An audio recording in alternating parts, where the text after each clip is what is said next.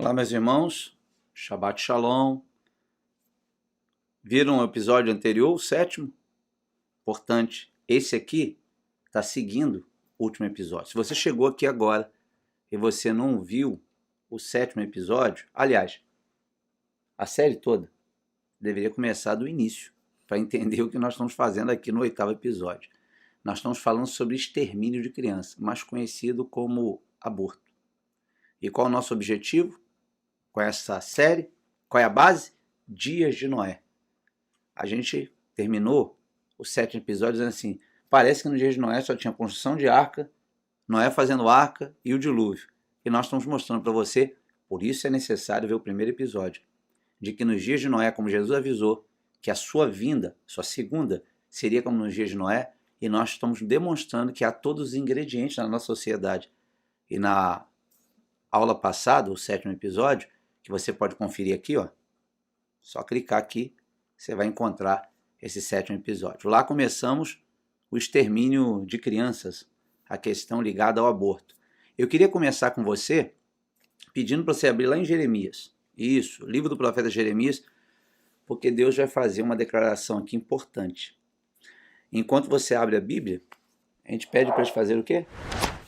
Compartilhar o vídeo, dar aquele like para poder ter uma condição favorável no YouTube e fazer os seus comentários do que o que nós estamos ensinando está produzindo em você com relação a conteúdo, né? Porque a gente tem que dar conteúdo para você entender onde é que nós queremos chegar, tá certo? Encontrou aí Jeremias? Se encontrou, por favor, acompanha comigo aí. Diz assim, Jeremias capítulo 32 de Jeremias, verso 35. Edificaram os altos de Baal, que estão no vale do filho de Inom, para queimarem no fogo a seus filhos e suas filhas, a Moloque, o que nunca lhes ordenei. Repetindo, o que nunca lhes ordenei, nem me passou pela mente, fizesse tal abominação para fazerem pecar a Judá. Viu? Pecar a Judá. Não é um comportamento errado no meio do povo pagão, que já é norma de vida. É Deus dizendo assim, nunca me passou pela cabeça pedir a vocês que venham pegar crianças e venham sacrificar a Moloque, que venham sacrificar a entidades. E aí eu pergunto, será que esse texto tem a ver com extermínio de criança e a palavra da moda, aborto? E aí, Bia?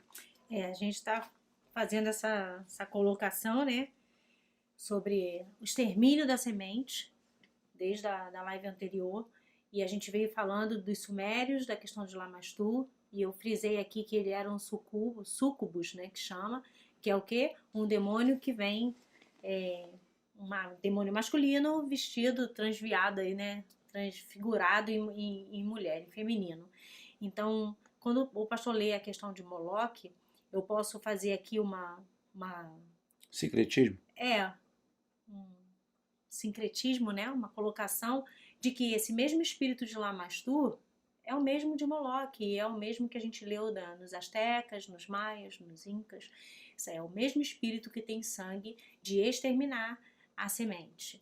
É porque Bia está dizendo, como você falou em aula anterior, que aquela entidade, você leu todo aquele discurso, sim, e se nós procurássemos, não há tempo para isso, e a Bia lesse também tudo que gira em torno de Moloque, você entenderia por que ela falou que é um secretismo. O que Lamastur era de importante naquele tipo de ideologia para os sumérios, Moloque é para acadianos, para moabitas e aqueles pelos quais tem Moloque uma referência. E ele vai mudando de nome, né? E o que ela vai dizer agora de Moloque é assustador. Moloque, ele era um ídolo, né? Que ele era feito, na sua maioria, de bronze batido. Ele era como se fosse uma grande fornalha com um furo. Vai aparecer aí a imagem de Moloque.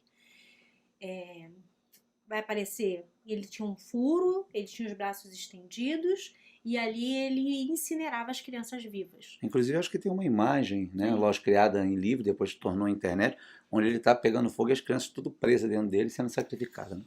E os pais traziam, né, essas crianças para serem sacrificadas. Moloque era deus do povo amonita. Se a gente parar para pensar nos amonitas, filhos de Ló, com uma das suas filhas, né? E a gente sabe que a história de Ló, se você não sabe, você pode abrir lá em Gênesis, né, e conferir que Ló, ele fugido da cidade de Sodoma e Gomorra, né, que é a cidade que nós já tratamos aqui em episódios anteriores, mostrando que era uma cidade de ritual, né, de culto, de hierogamos, né, de sexo sacrificial. Prostitutos cultuais que faziam ali, né, tinham a facilidade de dormir com qualquer um. E Ló criou as suas filhas ali. Ele estava instalado ali com as suas filhas e com a sua esposa quando o Senhor enviou os anjos da cidade de Sodoma e Gomorra para ver se de fato o clamor que subia da terra era aquilo que chegava aos céus. E atestando isso, a cidade foi consumida pelo fogo. Né? Não é mera coincidência. E Ló teve a chance de sair. Né? E os anjos, os enviados do Senhor, vendo que Ló meio que demorava, né? Tardava em sair da cidade, pega Ló e coloca para fora e ordena que eles não olhem nem para trás. Ó, vai embora, não olha nem para trás. É quando a mulher de Ló comete a transgressão, né? E ela é transformada em estátua de sal, e Ló fica com as duas filhas e sobe as montanhas. E estando lá, a irmã mais velha tem a brilhante ideia de violar o pai, de violentar o próprio pai, mantendo relação sexual com ele, a fim de dar descendência. Sim. Agora, voltando para a ideia da descendência, né? Porque não havia homem, segundo ela ali, para que pudesse gerar descendência nelas. E depois a filha mais nova vem e cumpre a mesma proposta, e ali nasce, né, o povo amonita. E a descendência que foi gerada em cima dessa circunstância completamente abominável, reprovável, né, vai trazer à luz a manifestação de Moloque. Isso que ela está falando é bom entender, né? É um texto, ela está citando, não está lendo, mas está na Bíblia, que bem demonstra como você torce um princípio. Ela lá no episódio anterior disse: crescer e multiplicar. É um princípio. Aí as filhas de Ló dizem assim: bom, tem um princípio. Eu vou fazer um ato abominável, mas vou cumprir o princípio. Né? Tem muito acontecendo isso hoje. Texto fora do contexto. Eu torço o princípio. É mais ou menos assim, quer ver? Vocês falaram no episódio anterior de que Deus não olha para sacrifício. Não é eu que digo, é a Bíblia. Mas tem a história de Abraão. Primeiro que Abraão, quando foi levar o filho, não era uma criança. Se você for estudar de fato, já era um jovem. E não consumou o ato. Deus queria provar a obediência de Abraão. Porque nunca passou pela cabeça dele, como você leu agora em Jeremias, que alguém de Judá, de Israel, do seu povo, oferecesse seus filhos em sacrifício. Deus não pediu tamanha situação. Então, antes que as pessoas peguem um texto, como ela citou, e torça em causa própria, em prazer, venha entender que Deus ele tem princípios que não pode ser violado. Ela usou a palavra abominável, continua sendo, está em Levítico. E aí, a partir daí, vem o povo de Moloque, os amonitas, e ali surge essa adoração a Moloque. Ou seja, já de uma prática pecaminosa, abominável, você vai ter aí uma potencialização, né, das práticas de Lamanstu. Por quê? Quando a gente olha lá na Suméria, você vê um demônio que, em tese, ele é reprovado por todo mundo. Não, que isso? Como assim matar a criança? Vamos proteger a criança, vamos guardar a criança, vamos fazer isso com a criança. Uma coisa que ainda é chocante. Você dizer que tem um demônio que quer matar crianças, beber o sangue da criança. E aí eu faço memória aqui do texto que eu li, se eu não me engano, no primeiro episódio, de Lameque. Quando ele se compara ao pecado de Caim, né? Que Caim mata Abel e vem a sentença sobre ele e ele sente o pesar do erro, do pecado. Mas Lameque, quando vai lá e é ofendido, ele mata o mancebo, mata o rapaz. E ele se vangloria. Né? Tá lá em Gênesis capítulo 4, você vai achar isso entre os versículos 17 e 24. Você vai achar essa narrativa, né, em que Lameque se vangloria do pecado. Para ser exato, está no versículo 23. Então Lameque vangloriou-se diante de suas esposas, Ada e Zilá. Ouvi-me, vós mulheres de Lameque, escutai o que passo a declarar-vos. Matei um homem por causa de ferimentos que me causara e uma criança porque me ofendeu. Então aquilo que era pesaroso para Caim, porque ele foi o primeiro assassino, não se conhecia esse pecado, né, anteriormente, agora já é motivo de glória, de orgulho, né, de Lameque. Então eu quero aqui usar esse mesmo princípio com relação à civilização suméria, tá? E a questão dos amonitas, que vem aí a existir a partir da junção, né, do acasalamento de Ló na verdade, das filhas de Ló com ele, né, de uma das filhas de Ló com ele, porque foi uma coisa feita sem o consentimento do próprio pai. Então você vê aí a potencialização da maldade. O que era, não, pelo amor de Deus, não pode comer o sangue da criança, não pode beber, não pode fazer, não, é que não acontecesse, mas era uma coisa que ainda chocava, né? E de repente lá atrás a gente dizia assim, não, aborto, não, peraí, gente, né? Temos que preservar a vida, temos que preservar, né, a criança que está no útero, temos que fazer isso, né? Nós pensávamos, a geração passada pensava assim, não dá para doação, né? Você não tem condição de criar, dá para doação. Buscava-se uma solução para poupar a vida daquela criança no ventre. Mas nos dias de hoje, com a potencialização do pecado, aqui parafraseando a situação da Suméria e dos Amonitas, o que vai acontecer? Nós vamos começar a discutir onde é que se inicia a vida. Uhum. Né? Não, peraí. A criança está no ventre, mas ela é um ser vivo ou ela é um amontoado de células? Né? Ela realmente tem direito à vida, de sobrevivência, ela tem direitos respaldados, né, na Constituição, ou ela é só uma extensão do corpo da mulher? E aí esse tipo de questionamento já é consequência dessa dessensibilização que o adversário, que os demônios provocam no ser humano à medida que ele vai cometendo pecado. A coisa vai se tornando tão banal, tão banal, tão banal, tão banal, que agora as crianças no ventre já não são mais vida. O homem se torna um leproso, né? Completamente. Insensível a tudo e a todos. Né? A ponto da própria mãe, o Senhor diz que se uma mãe se esquecer do filho do seu ventre, né? Se porventura uma mãe se esquecer do fruto do seu ventre, ele jamais se esqueceria de Jerusalém, do seu povo. Olha só, ele está comparando, né? Ele está não equiparando, né? Mas trazendo como modelo o amor de uma mãe pelo seu filho. Hoje as mulheres dizem, não, isso é uma massa, é um bolo de célula dentro de mim e eu não quero isso e eu vou arrancar. Então nota a desensibilização que ocorre na nossa sociedade para destruir a semente. Isso não foi feito no estalar de dedos, Sim. Isso foi construído, né? Existe um documentário que foi feito pela igreja protestante nos Estados Unidos, em que eles tratam essa questão do aborto, que o aborto foi legalizado lá, né? E as clínicas foram abertas com esse discurso de saúde da mulher, né? Que as mulheres morrem muito fazendo aborto clandestino. E eles legalizaram e abriram ali, né, as suas clínicas para fazer o aborto normalmente. E nesse documentário eles vêm denunciando como que o Congresso Nacional dos Estados Unidos mudou esse conceito de vida, né? Hoje a gente discute aqui se pode...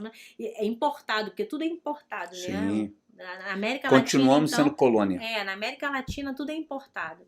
Então, esse documentário, a Rebeca vai colocar o vídeo pra gente assistir, ele vai falar disso, de como a Constituição americana foi rechaçada, foi alterada. Foi deixada de lado, vilipendiada mesmo, sabe? Deixada desprezada, acho que a palavra é essa, desprezada. Ela foi desprezada em prol de cumprir essa agenda de extermínio da semente. E eles vão narrar como os presidentes foram falando, os senadores foram falando, os deputados foram falando, até que a sociedade aceitasse isso. isso não vem sozinho, isso vem com os filmes de Hollywood, isso vem, né, com os seriados, porque lá eles não têm novela, né? Aqui a gente tem novela, mas lá são os seriados que nós também importamos, né? E vem com toda essa construção social, de que a mulher precisa sair para trabalhar, de que não dá para sustentar tantos filhos, de que educar muitos filhos é muito trabalhoso. E isso tudo reunido fez com que os Estados Unidos criassem uma fábrica de aborto. Ideologias. Uma fábrica de aborto. Então, esse vídeo vai mostrar para você como essa ideia foi construída. Tanto no sentido da lei, do como legalizar isso, como nas consequências que isso causa na vida das mulheres.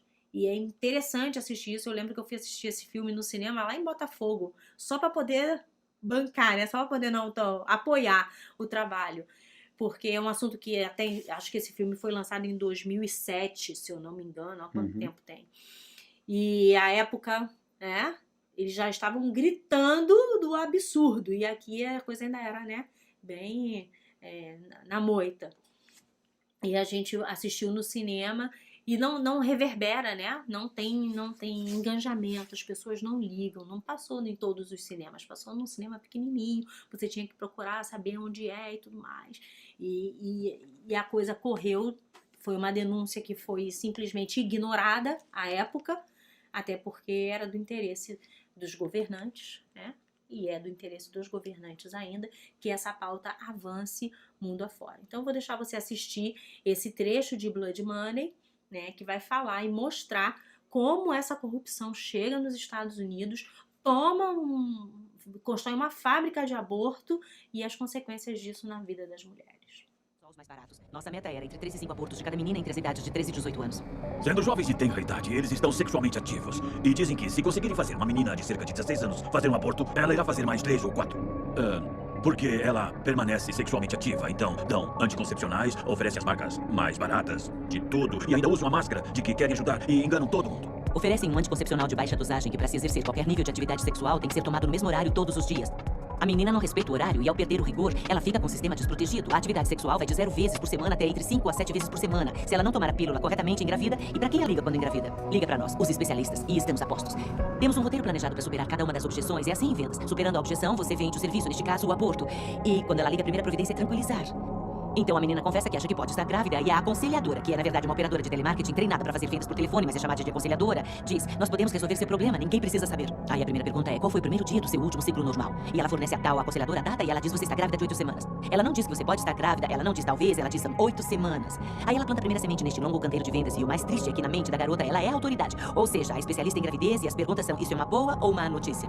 Se fosse boa notícia, ela não estaria ligando para uma clínica de aborto, amor é má notícia. E quando ela responde má notícia, a tal aconselhadora aproveita, porque agora tem que identificar o medo para usá-lo, para reforçar a decisão do aborto a todo momento, se ela for desistir. E se ela disser: olha, talvez eu precise pensar no assunto, seus pais vão te matar, você tem que fazer mais um aborto vendido. A paternidade planejada ajuda as pessoas sob a influência de Margaret Sanger, a fundadora, para esterilizar pessoas, para abortar bebês, para matar bebês e mutilar mulheres. A paternidade planejada realiza a maioria dos abortos nos Estados Unidos, sob o nome de algo que parece tão útil: paternidade planejada. Margaret Sanger disse que queria livrar o mundo dos parasitas humanos, e os nazistas disseram exatamente a mesma coisa: vidas que não merecem viver. Ela é racista e eugenista, e a finalidade de sua organização, que era originalmente chamada Liga Americana de Controle de Natalidade, foi resumida num cabeçalho da revista Boletim do Controle da Natalidade como sendo criar uma raça de puros sangues. Outra frase era controle natal, um farol seguro em nossas trevas raciais. Um dos membros que integrou a cúpula, um de seus assessores de maior confiança, foi Lothrop Stoddard, que escreveu um livro em 1922 chamado A Emergente Onda de Cor contra a Hegemonia Branca Mundial, no qual ele disse que cruzamentos com o negro sempre foram fatais. Margaret Sanger, quando fundou a Liga Americana de Controle de Natalidade, mais tarde paternidade planejada, tinha uma agenda eugenista para, entre aspas, eliminar as raças inferiores. A paternidade planejada até hoje se recusa a admitir que Margaret Sanger é racista.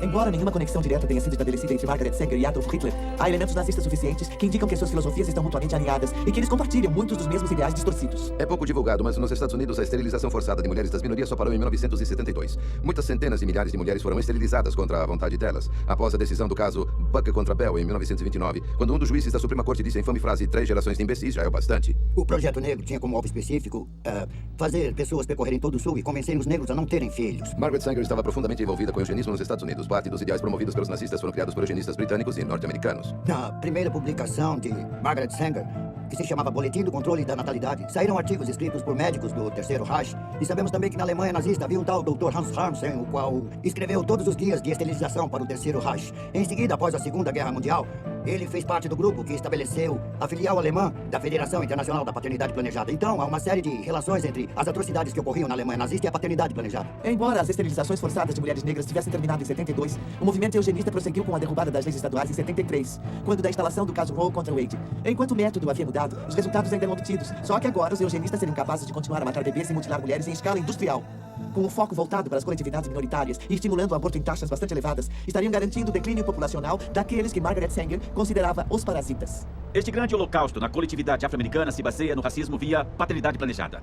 Muita gente conhece o caso de Roe contra Wade, que legitimou o aborto após o primeiro trimestre de gravidez. Foi o caso de Doe contra Bolton, centrada em Sandra Cannon, que legitimou o aborto durante os 3 trimestres. Esta decisão legitimou matar um ser humano perfeitamente viável até o dia do seu nascimento. Agora, o aborto é possível em todos os 9 meses de gravidez, não por causa de Roe contra Wade, mas por causa de Doe contra Bolton, segundo eles, pela saúde da mãe. O aborto pode ser realizado em qualquer dos 9 meses de gravidez, mas o problema é que saúde foi estendida à saúde mental. E diríamos a esta jovem mulher temerosa, você terá problemas com a gravidez, você devia interrompê-la, não devia? Ela diria sim e constaria saúde emocional. Mais de 60% das pessoas não acreditam que abortos são feitos após 20 semanas de gravidez. Infelizmente, o aborto foi descriminalizado em toda a sua extensão, até o instante do nascimento. Assim que a proteção da vida foi retirada de todos os 9 meses de gravidez, a paternidade planejada acelerou sua agenda eugênica, instalando a maioria de suas clínicas de aborto, agora legalizadas, nos bairros das minorias. A Federação para a Paternidade Planejada dos Estados Unidos instala a maioria de suas clínicas de aborto em bairros de minorias e realiza a maior parte de seus abortos nas mulheres das minorias. Sabendo que não obteriam a aprovação do povo, nem das legislaturas da maioria dos estados, nem do Congresso, os que defendiam a legalização do aborto se armaram de mentiras e estatísticas falsas e, burlando os escalões legislativos, levaram as suas provas forjadas aos tribunais.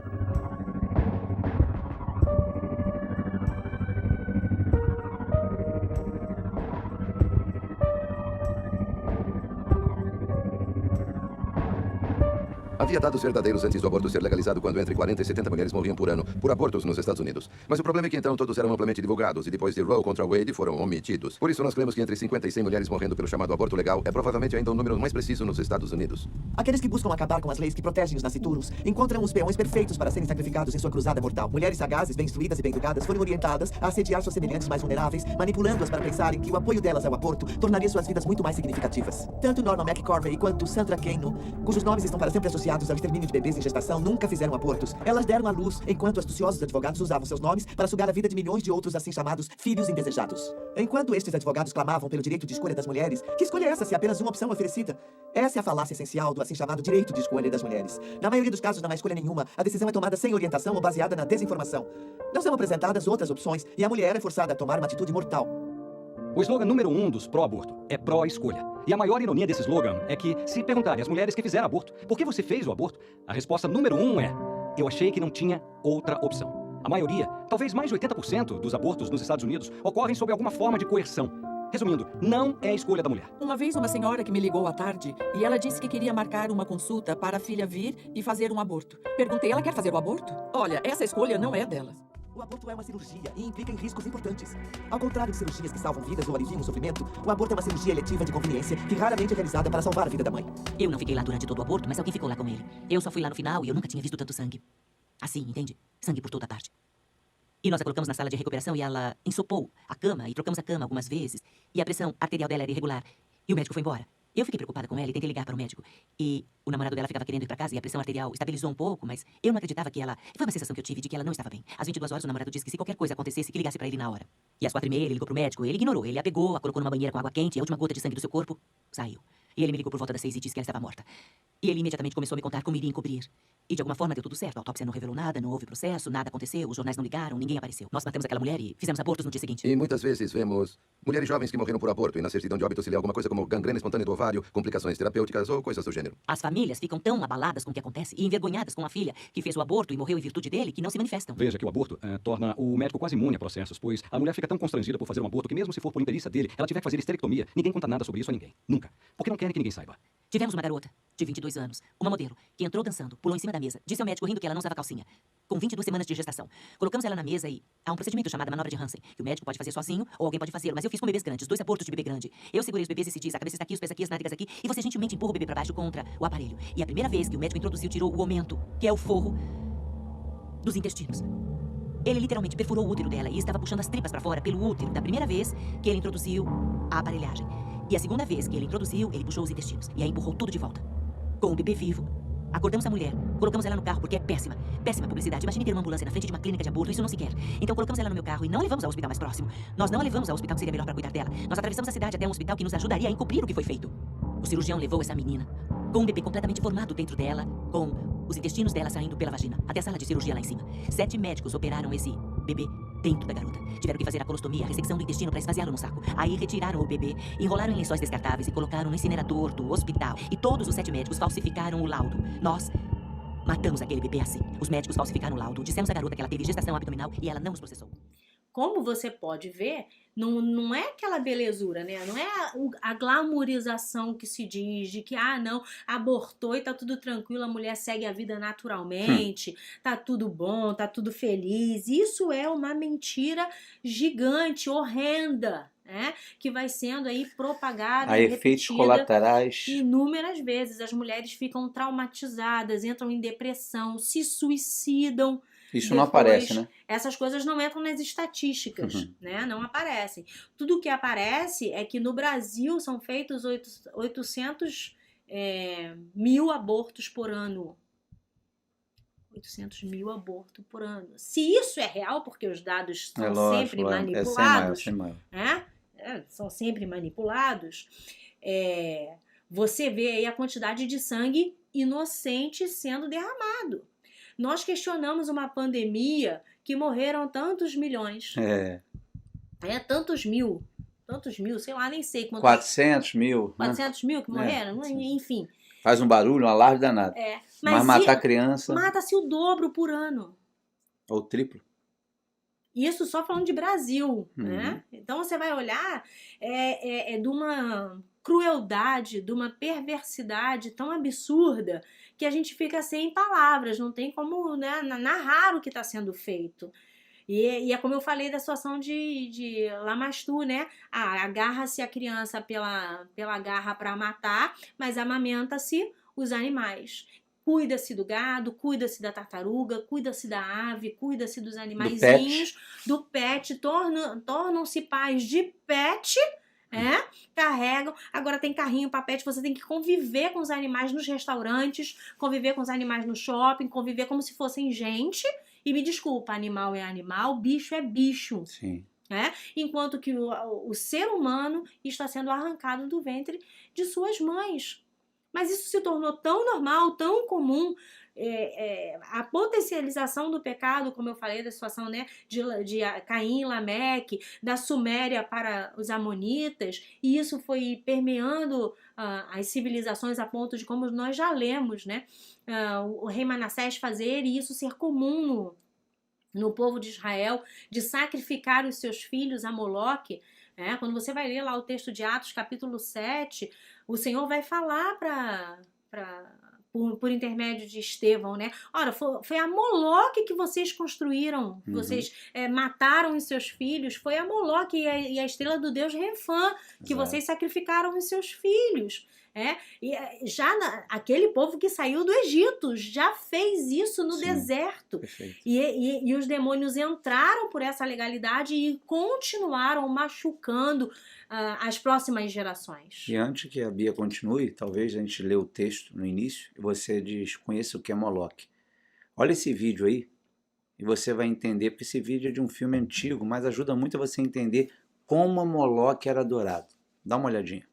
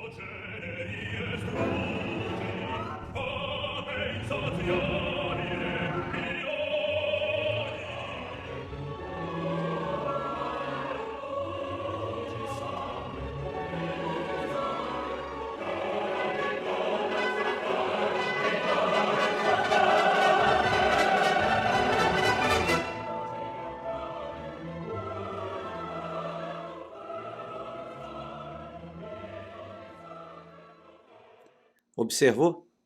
A situação agora, ela quer ser legalizada. Mas aquilo era feito de forma rudimentar, né? Mas você viu com a alegria dos que estavam participando, quando o sacerdote pega a criança e coloca dentro do ventre de Moloque e a criança é jogada dentro do fogo? Irmão, em nome de Jesus, acorda para o que está acontecendo. As ações malignas para dominarem o mundo e colocar o anticristo no governo precisa de sangue, precisa de sacrifício, de oferta. Quanto mais sacrifício e oferta tiverem, seus propósitos serão estabelecidos. Eu não vou tomar o tempo da Bíblia, mas se você ler na Bíblia, Israel tinha vencido uma guerra, estava para exterminar, até que o rei inimigo ofereceu seu filho. Israel teve dificuldades enormes da batalha. Há força no mundo espiritual para um sacrifício do derramar de sangue. Não é porque os demônios podem ou o diabo quer, porque Deus ensinou isso em Levítico, através das inúmeras ofertas pedidas a Israel para fazer de cordeiro, de boi, de novilho.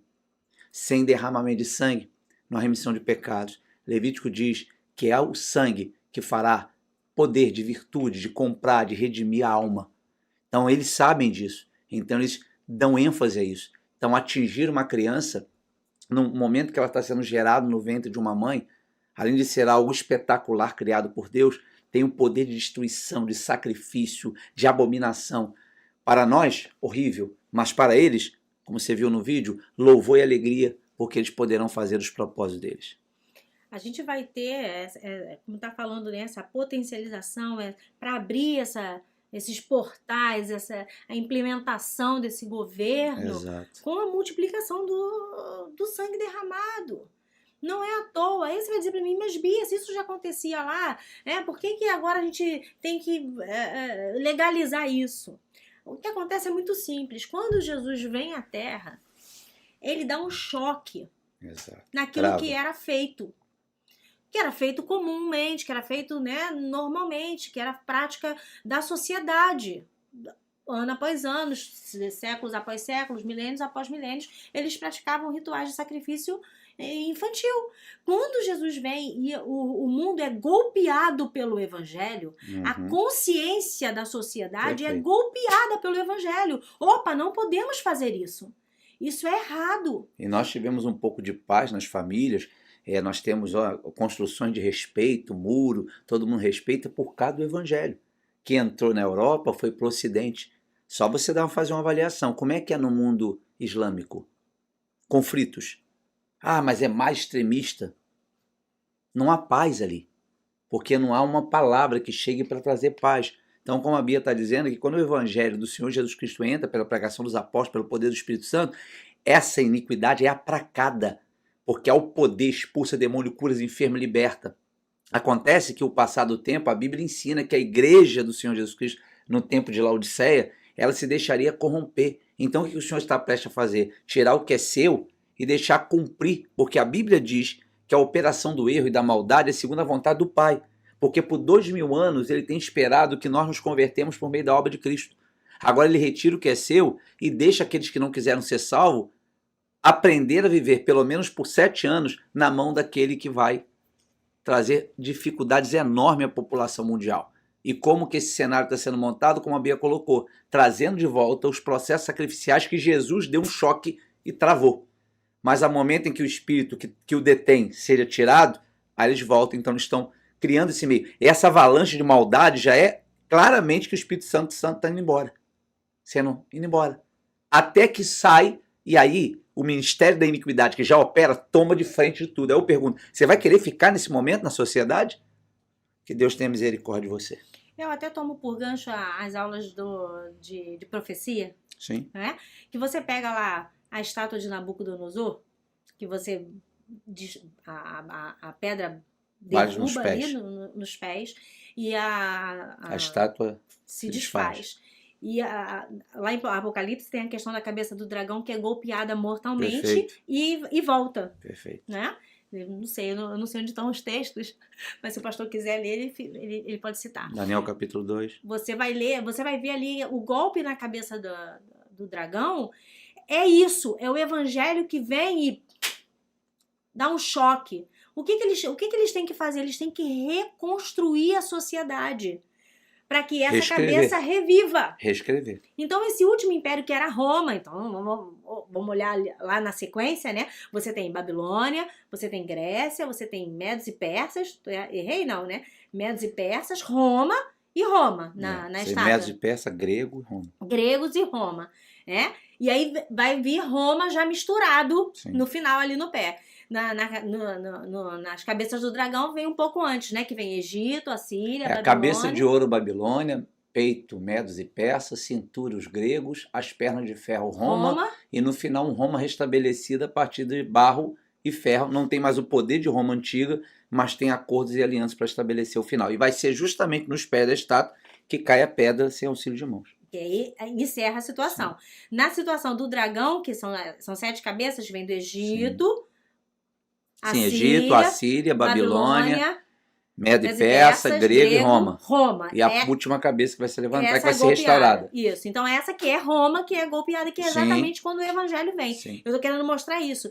Que é o mesmo ser. Que a Bíblia fala um pouco de 17, tá? Sobre o dragão. É o mesmo ser, o dragão que tem 7 cabeças. Ou seja, ele pensa...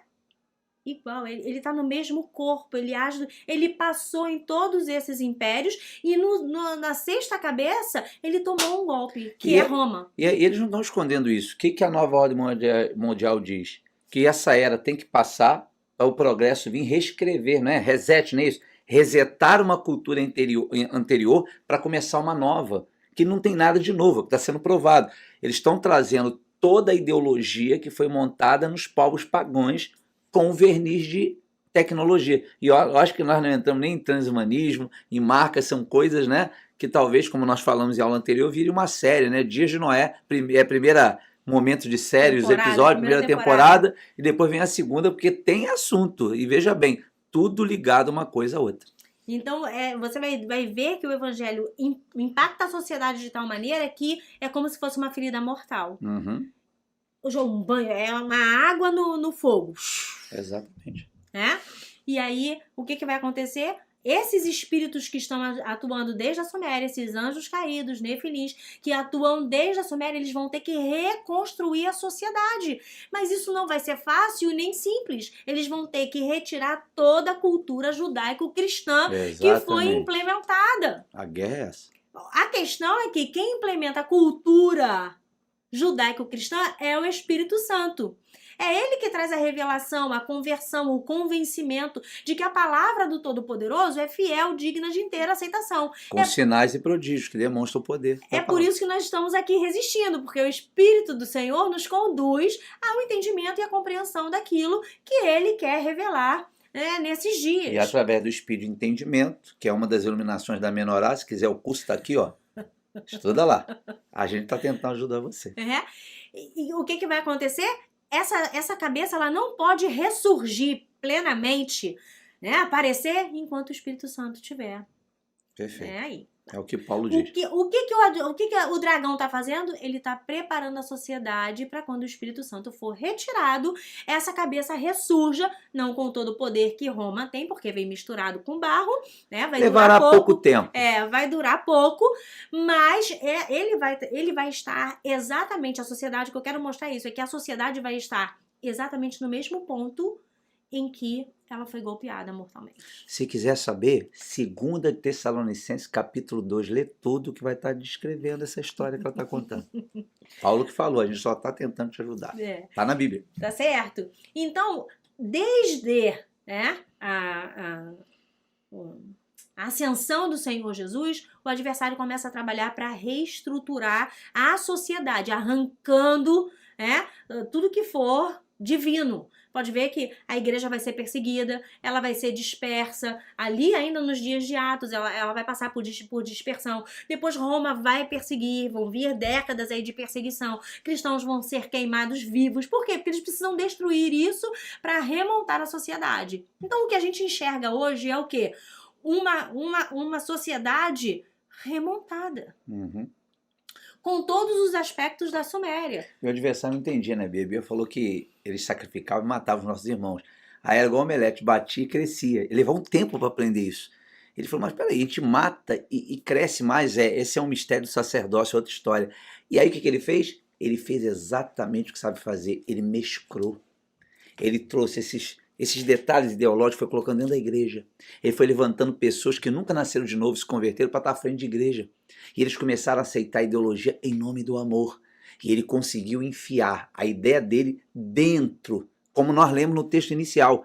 Deus estava triste com Judá, não estava triste com Moabe, Babilônia, não. Falou, vocês são meu povo, como que passou na cabeça de vocês entregar seus filhos? Nunca me passou pela cabeça dar uma ordem, um mandamento desse. E agora, pensa direitinho, não há discussão sobre aborto na mesa do satanista do mal.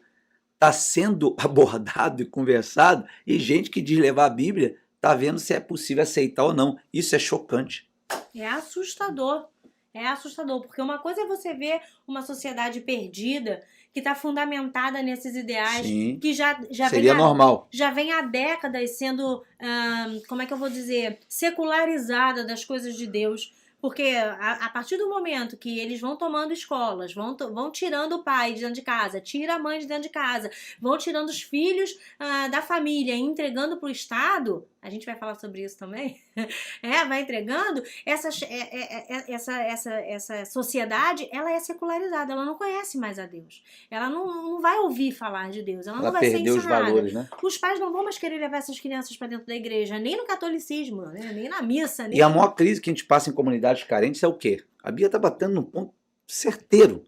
Você tem um pai e uma mãe.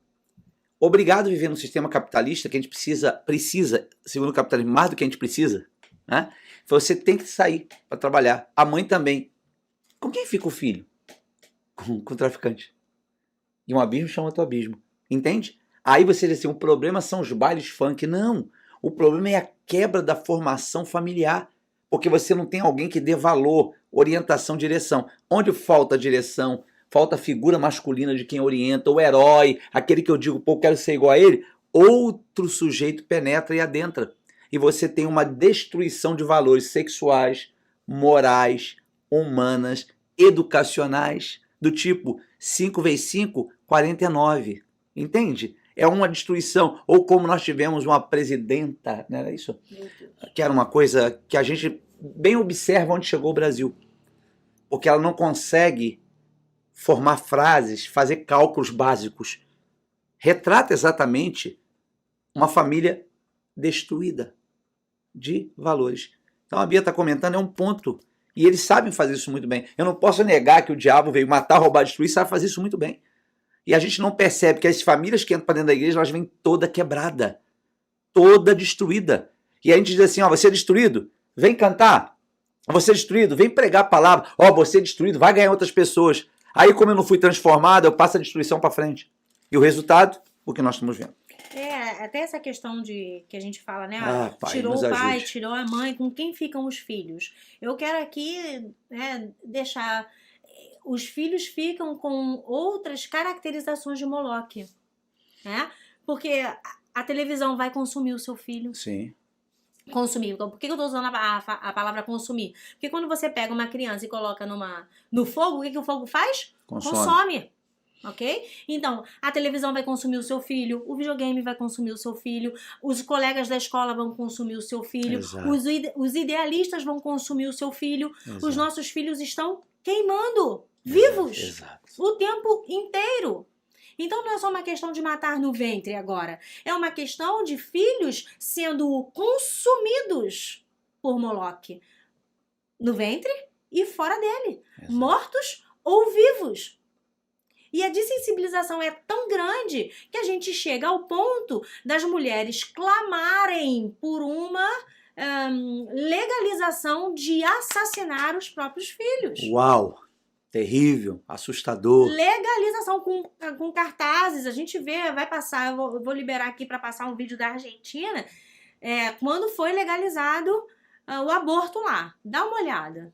Resulta aprovado com 38 votos afirmativos y 29 negativos y una abstención, resulta aprobado, se convierte en ley y se gira al Poder Ejecutivo.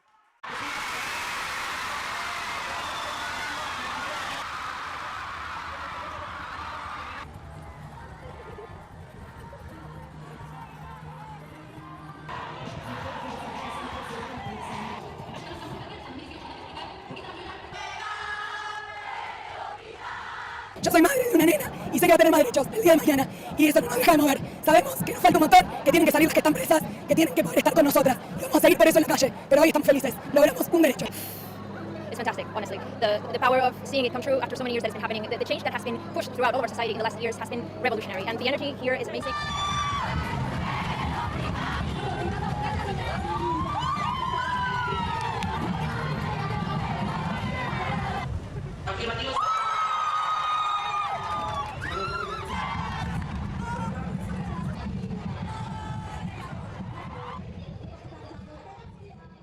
Você nota a insanidade desse vídeo? As pessoas fizeram como se fosse um campeonato de futebol nas ruas, com bandana, com faixa, com bandeira, chorando, pastor. Só massa de manobra. Se abraçando, chorando por terem recebido ali, quando sai o voto, sai o resultado de que agora estava legalizado o assassinato. Não tem outro nome, é assassinato. E depois desses dias, né, Bia? Como é que ficou a Argentina de um modo geral? Olha... Poxa, olha, é a nação mais próspera da América do Sul, é a nação modelo do mundo, não pelo contrário. A inflação foi para as lua, a pobreza aumentou. Aonde os demônios entram, eles destroem tudo. Terrível, terrível. Aí a gente entende por que o Senhor fala em Romanos, né, que a autoridade é dada para castigo. Porque você pega uma sociedade dessa que num ano está clamando por aborto, comemorando aos prantos, se abraçando, festejando a liberdade. Liberdade? De matar, de assassinar seus próprios filhos. E aí no ano seguinte, nos anos seguintes, você tem aí as autoridades, castigando a nação. Então, a gente para observar a tamanha da insensibilidade, o tamanho da insensibilidade da lepra, né, como o pastor bem colocou, e se a gente analisar friamente, a gente deveria lamentar de um jeito, assim, profundo o que está acontecendo. Né? Talvez as pessoas não entendam, né? A Bia peguei, mas também você talvez não entenda, eu vou te ajudar. A lepra é uma doença que faz com que se perca a sensibilidade do corpo. Quando ela opera no organismo do corpo, você não sente mais, eu sinto o toque da minha mão na minha mão. A lepra faz com que eu fique sem sensibilidade, insensível, apodrecendo tudo. O que ela falou, a gente vive uma sociedade sem senso, sensibilidade, sem dor e tristeza por um ato tão terrível. Eu festejo. Lembra o episódio anterior daquela história que nós passamos da mãe vibrando porque foi descoberto que o pai não era pai pelo exame. E a juíza falou assim, você é louca? Eu tenho casos e mais casos de pessoas implorando que um pai visite os filhos, ele vem de tantos quilômetros, quer visitar, e você faz isso, você acha que isso é uma vitória? Põe ela no lugar dela, porque aquilo ali é de uma insanidade horrenda. Absurda, né? E aí a gente, olhando a nossa sociedade, com esse exemplo dessa moça, com esse exemplo da Argentina que a gente acabou de ver, a gente vê que a quantidade de sangue derramado abre legalidade para o adversário agir quando a gente tem um trio de juízes que assinam o assassinato de uma criança, cujos pais são contra. A gente viu isso agora, não tem muito tempo, né?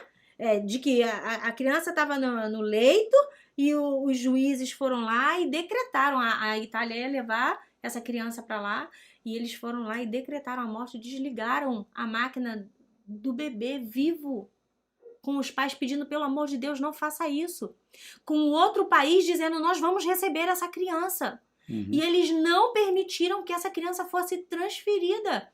Ora, meu Deus do céu, se a criança ia morrer na transferência, que morresse, pelo menos na tentativa de salvação, de preservação dessa vida. Se essa foi a desculpa usada por esses juízes, nota como é que a coisa toma uma proporção em que outras pessoas passam a ter poder de dizer quem vive e quem morre. Enquanto a partir do outro lado, em certo lugar, salve as tartarugas. Salve as tartarugas. Impressionante. Então, a gente chegou numa sociedade em que outras pessoas vão dizer quem vive e quem morre, e isso de muitas formas.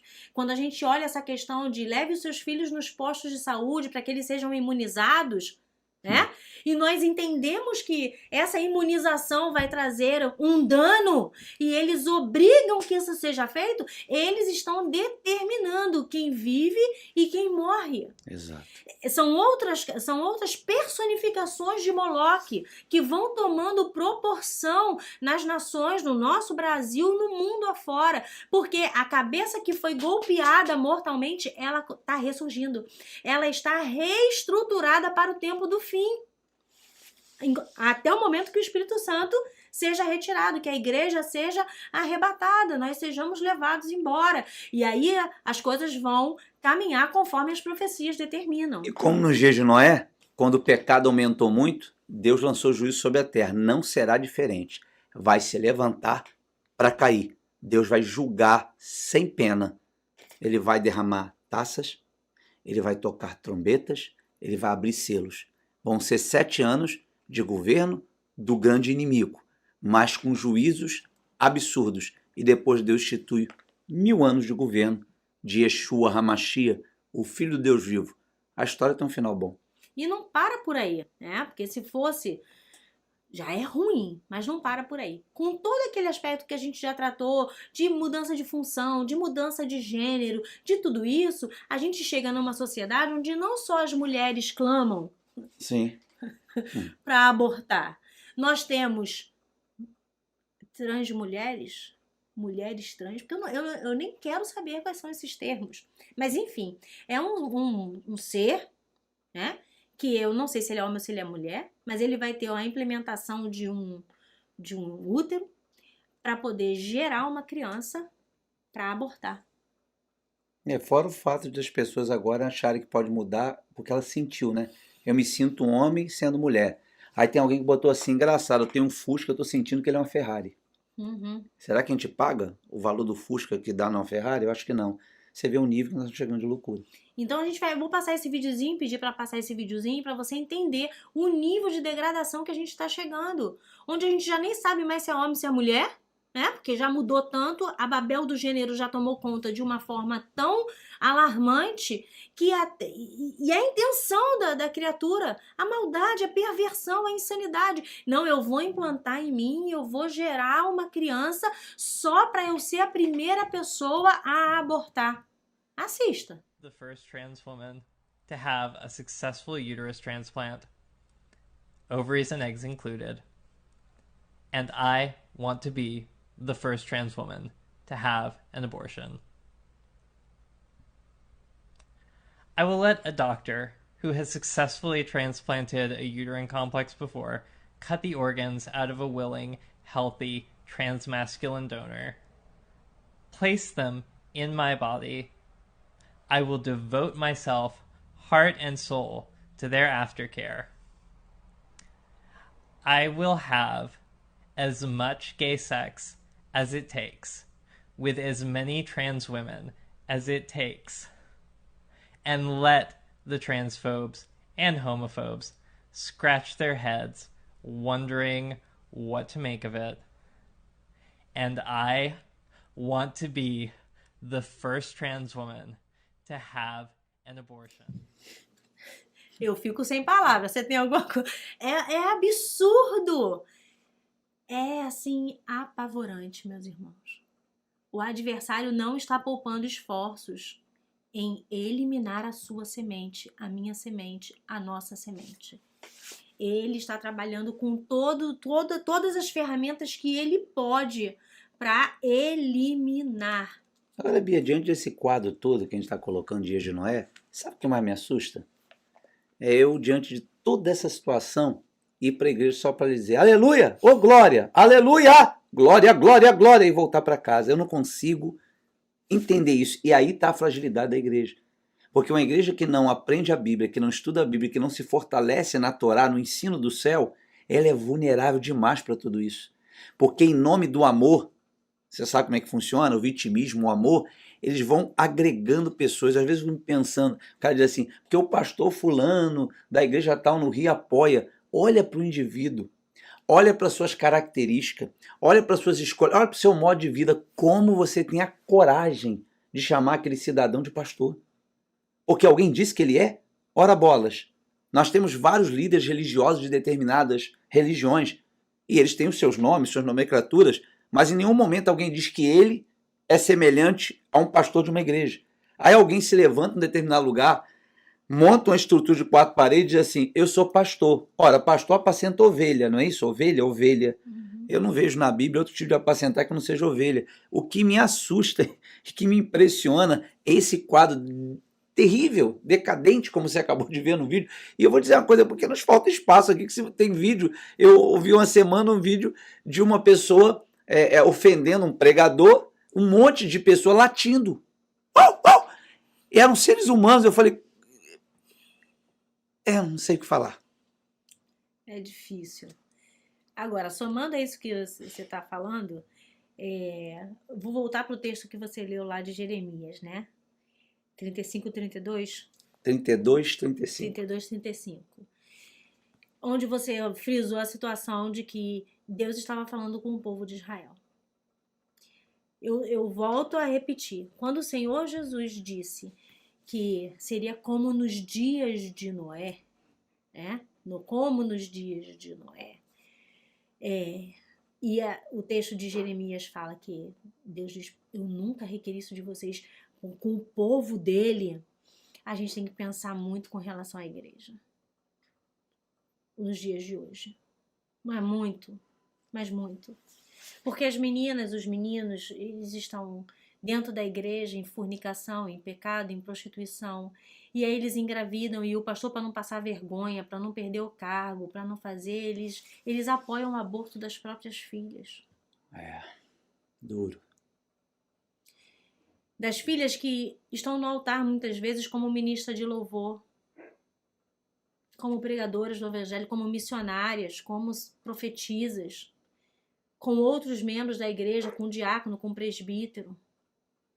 É dentro da igreja que está o problema. Sim. Porque se a igreja fizesse o papel dela de lamentar, de se arrepender, haveria misericórdia, haveria graça. E outra tragédia, né, Bia? Os líderes querem prender os jovens e adolescentes dando cargo e lugar de posição. Aí eles vão lá, até cantam e tocam, porque afinal de contas, você passar no barzinho, você pega alguém para cantar ou para tocar. Só que, como a Bia falou, como tem prisões e falta formação das escrituras e um nascer de novo, eles maculam o altar e viram uma praga. E aí, como ela falou, como pastor, para não perder família, não perder dízimo, sabe lá mais o quê, aceita. E eu não posso deixar de analisar que isso vai trazer um abismo chamando o outro. E as nossas fragilidades, repito, nossas, viu? Que eu não estou me colocando fora disso, nossas fragilidades vão expor as vísceras de uma igreja doente, que não tem poder mais de curar. Entende por que o Espírito Santo está indo embora? Vai levar o que é seu, como fez com Noé, constrói arca. Você está falando e ninguém quer te ouvir. Entra com a sua família, deixa que eu fecho a porta. E agora deixa eu arrumar aqui fora. O que vai acontecer? A arca hoje é Jesus. Vai levar e vai dizer, agora deixa eu acertar. Isso entendeu? Quando não acontece no próprio pastorado, né? Ele comete adultério, trai a mulher, aí a outra engravida e ele manda matar essa criança. Exato. Enfim, e se a gente for olhar o corpo da igreja, uma igreja que não educa os seus filhos, que está buscando o mesmo poder que a gente comentou, né? De ter o trabalho, de ter a carreira, que não se preocupam. As crianças estão sendo consumidas pela televisão, pela pornografia, pelos colégios, pelos professores doutrinadores, e a igreja dorme. A igreja está preocupada em dar ao seu filho o melhor carro, o melhor apartamento, a melhor condição financeira, poder ter posse aquisitiva no shopping, ter o melhor tênis da moda, copiar o Neymar, andar de acordo com o Beltrano. E isso para eles é o fundamental. Eles põem no Instagram, na sua rede social, olha como nós temos dinheiro, como Deus está nos abençoando e prosperando. Só que em oculto, como tu disseste, eu escondo aborto, pecado, iniquidade, eu passo a ser mais um no meio da multidão. Ele não tem poder de transformação. Que a Bia citou que o Senhor Jesus deu um choque nos principados, e deu mesmo. Que os principados ficaram tontos durante 2 séculos. Só que eles perceberam que bater crescia. Eles preferiram, então, entrar sorrateiramente desta forma. Sem nascer de novo, disse Jesus a Nicodemos, não pode entrar no reino dos céus. Imagina um líder que nunca nasceu de novo, sendo líder. Ele vai golpear os que vão entrar na sua igreja para ser semelhante a ele. Um corrompido, um enganoso. Que essa série lhe faça refletir para que você definitivamente nasça de novo, da água e do Espírito. E permita-se que as Escrituras penetrem teu coração de uma verdade tão grande e profunda que você esteja disposto a cumprir. Aquele que quiser vir após mim, negue-se a si mesmo, toma uma cruz, siga-me. É lógico que cada família, né, pastor, vai ter uma situação. Sim. É claro que a gente vai entender que no contexto que a gente vive, você teve que sair para trabalhar. Sim, lógico. Você, mulher, teve que sair para trabalhar. Lógico. Você, homem, você tem que, às vezes, fazer plantão, trabalhar embarcado. Eu não sei qual é a situação de cada um. E a questão aqui não é essa. A questão é que, dentro desse contexto, o que poderia ser feito é terceirizado. Uhum. No momento que nós estamos dentro da nossa casa, nós não estamos fazendo o que a Bíblia nos chama a fazer. Sim. Deuteronômio capítulo 6 vai dizer assim, versículo 4. Shema, ouve, ó Israel, Yahvé é o nosso Senhor, o único Deus. Amarás o Senhor teu Deus com todo o teu coração, com toda a tua alma, com todas as tuas forças. Que todas estas palavras que hoje te ordeno estejam em teu coração. 7. Tu as ensinarás com todo zelo e perseverança a teus filhos. Uhum. Conservarás sobre as escrituras. Tá aí a proteção. Aí a proteção. Conversarás sobre as escrituras quando estiveres sentado na tua casa, quando estiveres andando pelo caminho, e ao deitar-te e ao levantar-te. Também atarás essas palavras como um sinal na tua mão e em teu braço, e as prenderás à tua testa como tefilim e filactérios. Tu escreverás a palavra do Senhor nos umbrais da tua casa e nos teus portões. O Senhor nos chama a inculcar a palavra com todo zelo e perseverança, conversando sobre as Escrituras, no caminho, sentado, deitado, levantando. Mas o tempo livre que nós temos, porque é direito seu e é digno você sair para trabalhar, para dar sustento para essa criança que eu tenho certeza que você ama. Mas o tempo livre que você tem, que eu tenho... É consumido pelo fogo. É consumido por Moloque. Sim. É consumido quando nós... Exatamente, nós achamos que... Ah, não, agora eu trabalhei tudo, eu vou pegar o fulaninho ou a fulaninha e eu vou com ele pro shopping. Eu vou ensinar meu filho no caminho que deve andar. Eu vou com ele no parque. Eu vou com ele para um resort. Ou eu vou com ele num churrasco. E ok, é lícito você ir no churrasco. Mas dentro do carro, você vai conversando sobre a palavra de Deus? No caminho que você vai conversando sobre a palavra de Deus. Quando você volta conversando sobre a palavra de Deus. Você observa o comportamento do seu filho e diz, filho, eu estava prestando atenção e você fez isso com um amigo tal, com o fulano tal. A palavra de Deus diz isso. Você aproveita as oportunidades. Quando você está sentado à mesa, você senta à mesa com seu filho para fazer a refeição. Para conversar sobre a palavra de Deus. Quando você levanta na correria, sai, a criança está dormindo e você nem sequer faz uma oração por essa criança. Quando você volta, a criança está dormindo e você vai lá dar o seu beijo de boa noite, vai fazer o que você tem que fazer, assistir o seu futebol, estudar, ficar zapeando na internet. Você tem deixado Deus usar você na construção do caráter dessa criança, ou o Moloque está consumindo o seu filho? E mais do que tudo, né, Bia? Você é uma carta aberta onde seu filho consegue ler o Cristo Jesus que você crê e tem fé? Pensa nisso. Porque não há maior testemunho e maior pregação de ensino do que você cultivar um caráter e o seu filho olhar e ver, meu pai e minha mãe é diferente. Eu esperei que eles fizessem isso, eles fizeram diferente. Isso cativa. Isso faz com que o seu filho lhe veja como herói. Vou dizer uma coisa para você. A nossa nação, o Brasil, ela tem falta não é de um herói, mas de um exemplo.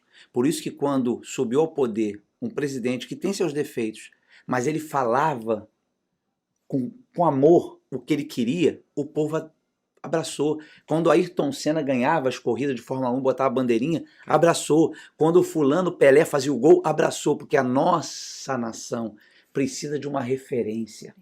Os nossos filhos precisam de você como referência. Olhar você não roubando, não defraudando, pagando o que é justo, não fazendo gato na luz. Aí ele vai dizer assim, realmente meu pai e minha mãe são pessoas diferenciadas. Eu gosto muito da história, não sei qual é a profundidade dela, a história que se diz do Luciano Subirá com o filho. Luciano Subirá vai para um estacionamento, ele vai fazer um movimento no carro e bate no carro de alguém que ele não sabe quem é. O filho fica olhando para ele, ele vai e faz o quê? Sai do carro, bota o telefone dele, um bilhete, coloca no vidro do carro de quem ele bateu, para dizer, foi eu que fiz. E o filho olhou aquilo, ficou tão impressionado que se diz a história que o filho, a partir dali, começou a entender que Jesus, de fato, está na vida do pai dele, porque o pai dele podia ter batido e ir embora sem ninguém saber, mas ele sofreu dano, colocou o telefone e ele deu um exemplo moral para o filho dele que vale para a eternidade. Então, que a Bia está batendo, a gente repete, não é contra o processo, mas nós fazemos parte desse processo ruim. Então, se nós tivéssemos pelo menos um culto devocional, um comportamento que pudesse lutar contra isso, a gente pararia de pensar que o que a televisão nos ensina é que a verdade. Sabe o que a televisão passa pra gente? Por exemplo, que o Rio de Janeiro continua lindo. Maravilha. Que o Rio de Janeiro é maravilhoso. Vai morar lá. Vai passear nas praias de Copacabana e Ipanema. Vamos ver se de repente você consegue andar com o seu Rolex ou com o seu relógio sem ser roubado. É a propaganda. É a mesma coisa que diz, você quer ser feliz? Vai pro shopping. Quer ser feliz? Vai pro resort. Quer ser feliz? Vai para não sei aonde. E as pessoas estão procurando felicidade até hoje. E não encontram. E Deus falou, quer ser feliz? Inculca o seu filho no meu caminho. Ensina a minha palavra e a minha lei. Porque eu estarei no meio de vocês e trarei paz e felicidade aos vossos corações. É isso. Moloque diz uma coisa e Yahvé, o Deus único, diz outra. Escolhei. Como disse Josué, eis que põe diante de vós a bênção e a maldição. E Josué disse, escolhe a bênção para que vivas. Sempre será essa luta. Moloque é um consumidor das crianças, quer ser da forma do ventre, aborto em si, mas como a Bia falou, consumindo o tempo. E venhamos e convenhamos, pensa comigo, não é a maior dor de cabeça hoje da vovó, do papai, o seu neto que não está no caminho? Não é a maior dor do pai e da mãe que também não tem? Então o adversário está nos machucando, ele está nos ferindo.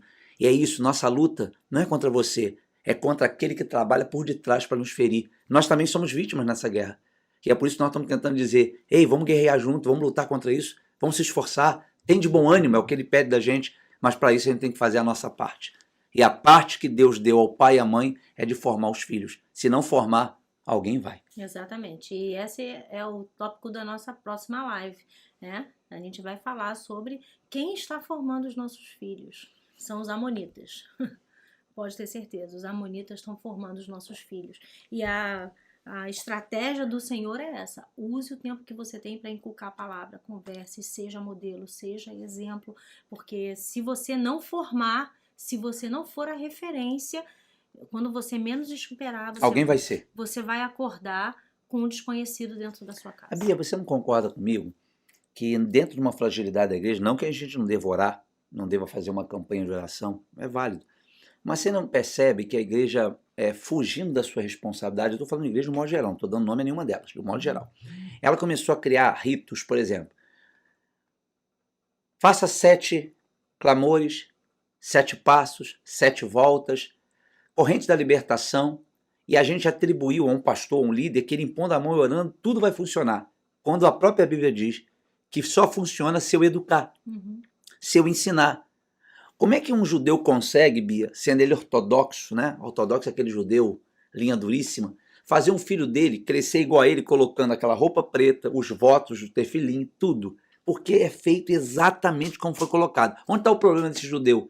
A pedra que ele vai tropeçar, que é Cristo. Porque a salvação não é porque é feito, e sim pela obra de Cristo. Mas me entenda, funciona quando é feito.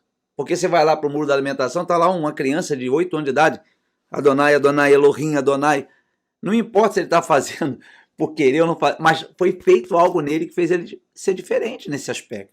Então, é imprescindível nós entendermos que o Senhor pede para a gente orar, amém? Pode fazer a campanha? Pode, mas não substitui você formar, e formar dá trabalho. Formar gasta tempo. Não tem como fugir dessa linha de ideia, gasta tempo.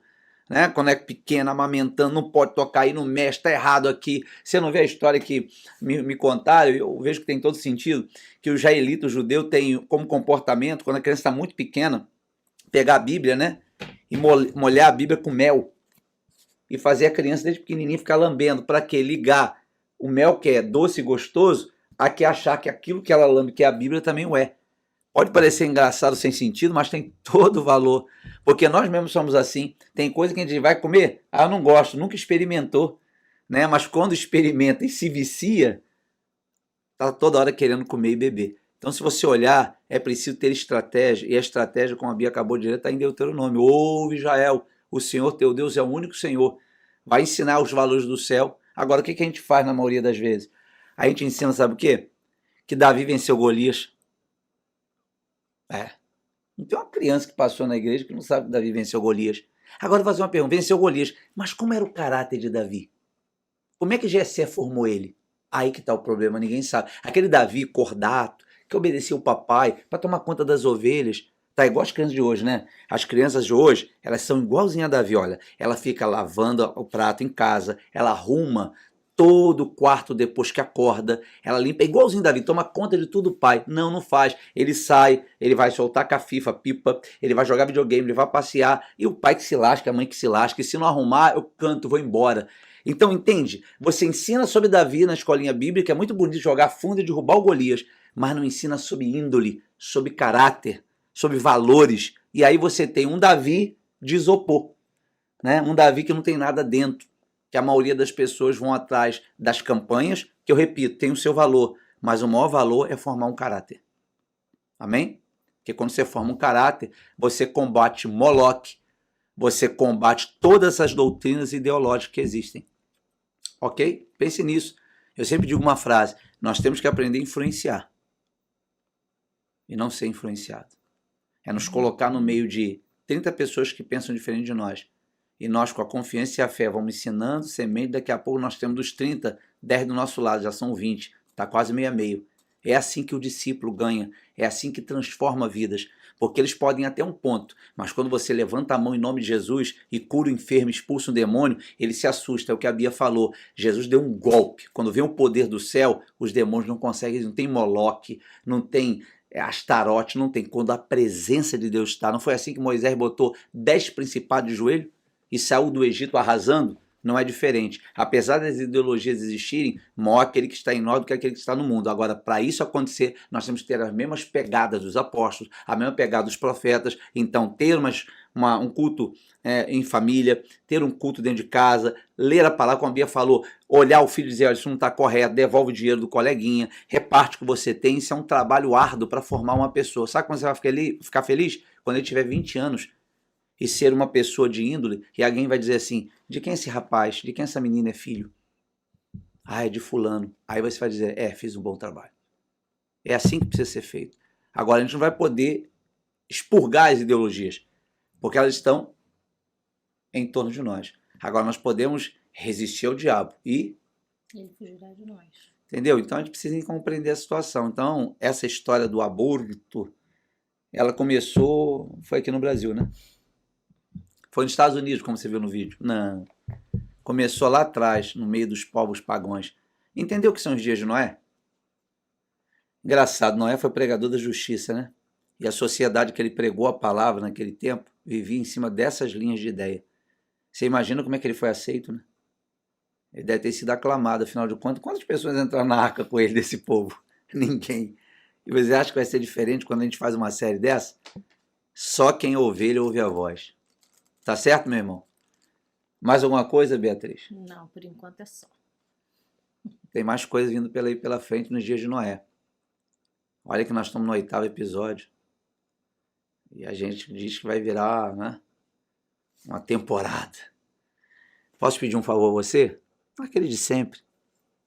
Compartilha aí. Dá aquele like, ajuda a gente. Para a gente poder alcançar o nosso objetivo. Qual é o nosso objetivo? A alma perdida. Aquele que ainda está em dúvida. Aquele que desconhece a verdade. Aquele que, de repente, fisgado pelo poder do Espírito Santo, vem dizer assim, Senhor, me arrependo. Aí mesmo, onde você estiver, você dobra o joelho e fala, Senhor, eu reconheço que estou errado, eu abracei essa ideia, eu tenho certeza que Ele vai te ouvir. E eu ainda vou mais longe. Ele vai te ouvir e eu declaro agora, Senhor Jesus, se essa oração está sendo feita, escreve o nome dessa pessoa no livro da vida do Cordeiro. Amém. E ela procura um lugar sério que pregue a palavra para continuar desenvolvendo sua fé. Eu te abençoo se você está disposto a se arrepender, se em algum momento você defendeu isso, se em algum momento você se envolveu com isso na ignorância, acontece. Eu também, não nasci cidadão do reino. Se eu contar minha história, eu falo, esse cara não deveria ser pastor. Mas Deus escolhe as coisas que não são para confundir quem acha que é alguma coisa. Então, em nome de Jesus, aproveita aí. Certo? Porque esse tipo de assunto que a gente está abordando dentro dos episódios, todo dia você vê sendo pregado na igreja ou não? Todas as semanas. Não, não acontece. É mais fácil pregar que Jesus andou sobre as águas, que ele tenha uma casa própria, não que ele não tenha, que ele possa te dar um carro, não que ele não possa te dar. Mas isso atrai mais, né? Isso que nós estamos falando confronta e chama ao arrependimento, chama a abandonar o que foi feito de errado. E o nosso trabalho aqui é para que isso ocorra com você, certo? Longe de nós acharmos que somos detentores da verdade, nós citamos igrejas no plural, não citamos nome, mas uma coisa nós não podemos negar. Um profeta, um homem de Deus, um evangelista, um pastor, ele tem que ser uma trombeta que anuncia a palavra da verdade. É o que nós estamos fazendo. Anunciamos. Se alguém quiser ouvir a nossa voz, ficaremos felizes, porque certamente você é um dos nossos. Tá bom? Estava perdido aí, meio fora do caminho, e você parou aqui nesse vídeo, nessa série, e Deus te despertou, e você está caminhando agora, eu creio que Deus vai te abençoar. Amém. Tá bom? Vou fazer uma oração especial nessa live, porque eu acredito que Deus é poderoso para alcançar seu coração. Querido Pai, em nome do Senhor Jesus Cristo, diante de tanta informação em todos esses episódios, ou talvez essa pessoa chegou nesse episódio, Senhor, abençoa a sua família, abençoa a sua casa, faça ele se levantar para ser alguém que resista a essas ideologias, a esses sacrifícios, essas entregas sem sentido, essas corrupções tão miseráveis.